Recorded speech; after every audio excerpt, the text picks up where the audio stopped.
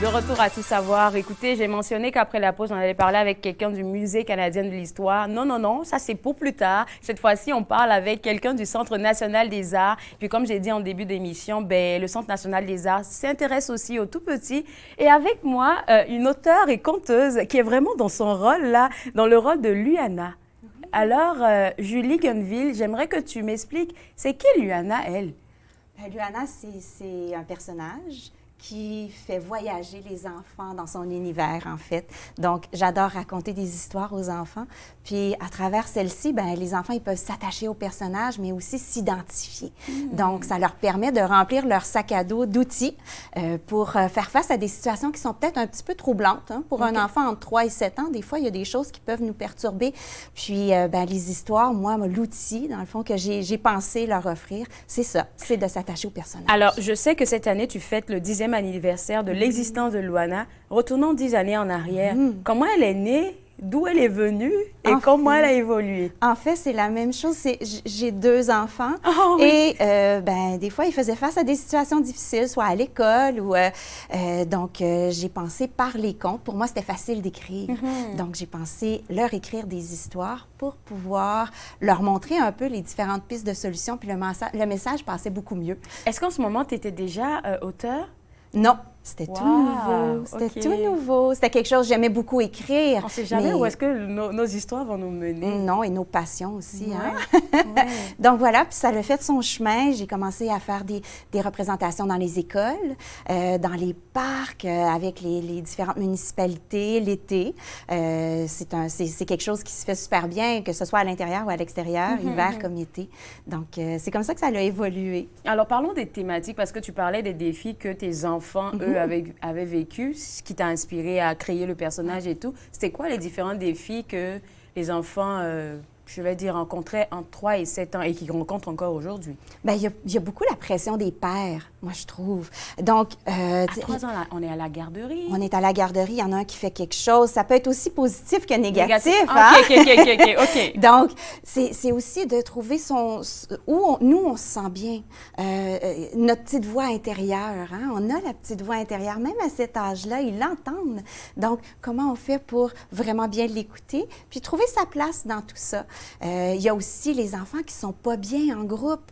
Ça aussi, c'est surtout en garderie, d'apprendre à partager, d'apprendre à vivre, de faire tous ensemble la même activité. Donc, il y a toutes ces petites thématiques-là. Puis, les histoires sont toutes inspirées d'une rencontre que j'ai faite avec un enfant. Donc, je rencontre un enfant, moi, j'aime beaucoup, beaucoup les écouter. Il me raconte, il peut parler de n'importe... Beaucoup de choses qui ont au grand désespoir des parents, parfois.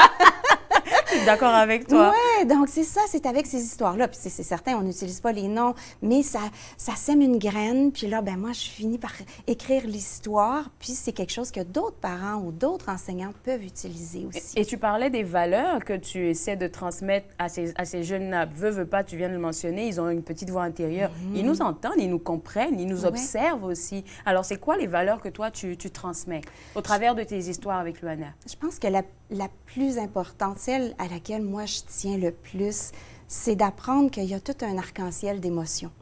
Il y a des émotions qui nous font plaisir, puis il y a des émotions qui viennent vraiment nous chambouler en dedans. Puis souvent, on essaie de les faire taire, hein? Mais c'est important. Grand, hein? Oui, exactement. Donc, c'est important d'apprendre à reconnaître ces émotions-là et de les accueillir. Puis moi, je pense... C'est ce que je veux faire à travers mon art, de leur montrer cet arc-en-ciel-là, puis que même les émotions qui vont venir nous troubler un peu vont nous apporter du bon et du beau après aussi. Donc, c'est vraiment ça, puis je pense qu'on n'est jamais trop jeune pour apprendre ça. On va prendre ce qu'on a de besoin, puis on va faire notre chemin avec ça. Puis plus tard, ce sera peut-être autre chose qu'on va retenir. Donc, ça me fait rire parce que là, on parle d'un spectacle qui est offert aux jeunes enfants 3 à 7 ans, mais les parents, je suis sûre, vont en apprendre beaucoup parce qu'on vit pratiquement tous les mêmes affaires à différents niveaux. Exactement. Puis souvent, moi, je dis que le plus beau cadeau que je peux recevoir, c'est quand je vois les parents décoller avec moi. Les enfants, je les vois, là, les yeux sont brillants, ils sont vraiment dans le monde que je leur propose. Mais parfois, je peux voir la petite étoile dans les yeux des parents, ça. puis je le sais qu'ils sont avec moi. Là. Ils sont vraiment avec moi dans mon voyage. Puis ça, c'est beau aussi, parce que si ça peut juste leur donner une petite piste de réflexion pour pouvoir aider puis alléger leur quotidien, bien, tant mieux. Alors, parle-nous des représentations que tu fais, les anciennes représentations. Il y en a à venir, mais en parlant des anciennes, c'est quoi, comment tu te prépares déjà, et en plus de ça, c'est comment tu arrives à connecter avec ces enfants, parce qu'ils peuvent être distraits. Oh oui, absolument. Puis, dans le fond, moi, j'aime toujours leur apporter différents supports visuels. Donc, il y a des enfants qui vont vraiment être captés par les images colorées. Il y en a d'autres que ça va être avec les sons, donc mon intonation, ma voix. Puis, il y en a d'autres qui ont besoin de toucher. Hein? Donc, on va toujours avoir une activité où on va pouvoir toucher à des choses. Soit qu'on va faire un bricolage en lien avec l'histoire, ou on va jouer à des jeux où on a besoin vraiment d'utiliser nos mains. Donc, c'est les différentes façons que moi, j'ai trouvées pour pouvoir aller déposer mon compte chez les enfants, vraiment. Donc, ça va aller se déposer à sa façon. J'ai fait des représentations, comme je disais, dans les parcs, avec les associations de quartier, les garderies, les écoles.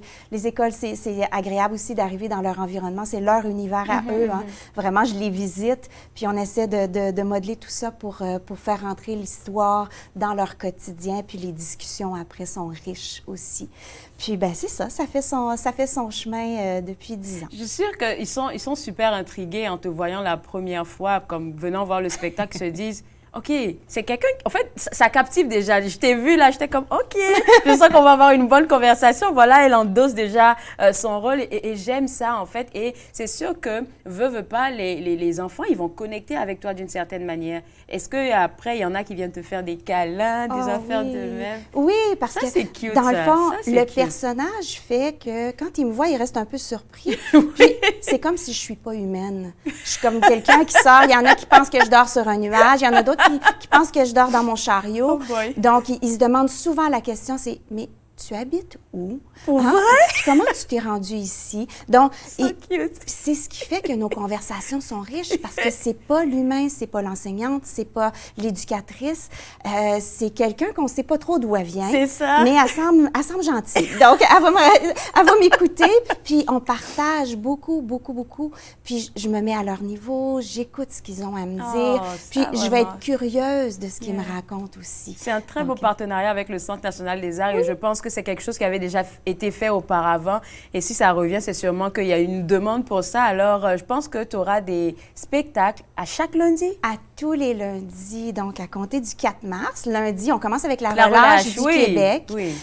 Donc, 4 mars, 10 heures. C'est à la place Peter Erndorf. Donc, c'est un espace public, c'est lumineux, c'est grand. Les enfants peuvent bouger, il n'y a pas de siège assigné, qui marchent puis qui se promènent pendant le conte. Moi, j'ai aucun problème avec ça parce qu'ils vont continuer à entendre. Et ça se poursuit jusqu'au mois de juin. Donc, parfait. on a 14 représentations gratuites pour pouvoir les faire voyager. Puis en même temps, c'est une belle introduction aux arts de la scène. Donc, c'est une belle façon de les faire rentrer au CNA, puis de voir ce qui se passe, puis en même temps d'avoir un beau moment avec la famille. Moi, je m'occupe de tout. Je dis souvent que je suis la gentille organisatrice, comme dans les clubs med. Je m'occupe de vous amuser, de vous divertir. Vous venez connecter avec votre enfant, puis profiter du moment. Et profiter du moment. Et pour les gens qui sont à la maison, qui se demandent, 14 représentations, ça ne sera pas les mêmes affaires. Oh non, c'est 14 contes différents avec différentes animations. C'est ça. Donc, vous venez, même pas besoin de réserver. Hein? Vous pouvez juste vous présenter, venir vous amuser. Il y en a même qui apportent leur dîner. Donc, ils restent pour un petit peu après la représentation. Ils peuvent se promener à l'intérieur ou dans les espaces publics. Écoute, merci beaucoup. Je te souhaite bonne chance là, parce que j'imagine que... Et puis en plus, tu aimes les enfants. Parce que c'est sûr qu'arrivé à un moment, il faut chercher à les contrôler. Mais j'aime bien ce que tu as dit. Tu n'es pas obligé d'attirer forcément leur attention. On les laisse comme... Ils restent toujours à nous écouter. Oui, absolument. Puis même si on pense qu'ils sont distraits puis qu'ils se promènent, ça fonctionne parce que par après, quand on discute avec eux, on voit qu'ils ont retenu les E. Ça, c'est un conseil aux parents. Oui! Merci beaucoup encore. Alors, pour vous autres à la maison, pour avoir accès à cette belle activité offerte aux tout-petits de 3 à 7 ans, et elle commence le 4 mars, c'est gratuit. Monsieur, madame, emmenez vos enfants, papi, mamie, emmenez vos petits-enfants et puis profitez de ce moment gratuit qu'offre le CNA. Le site web, c'est www.cna-nac.ca.